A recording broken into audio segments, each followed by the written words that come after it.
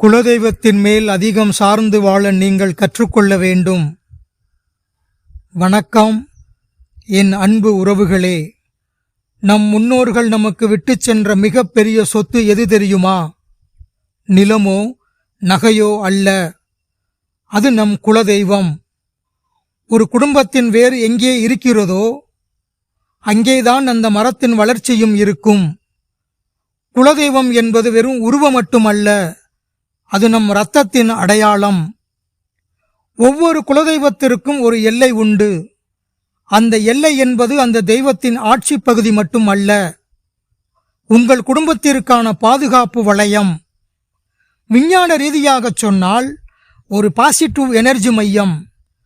நீங்கள் எங்கோ ஒரு வெளிநாட்டிலோ அல்லது வெளியூரிலோ வாழ்ந்தாலும் உங்கள் குலதெய்வ எல்லையை நீங்கள் வணங்கும் போது ஒரு கண்ணுக்கு தெரியாத பிணைப்பு உங்கள் குடும்பத்தைச் சுற்றி ஒரு கவசமாக மாறுகிறது. ஏன் குலதெய்வத்தை கைவிடக்கூடாது?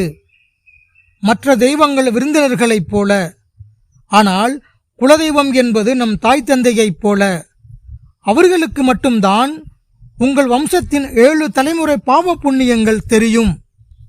உங்கள் ஜாதகத்தில் எந்த தோஷம் இருந்தாலும் குலதெய்வத்தின் அமைதி இல்லாமல் எந்த பரிகாரமும் முழுமையடையாது என்பதுதான் ஆன்மீக உண்மை.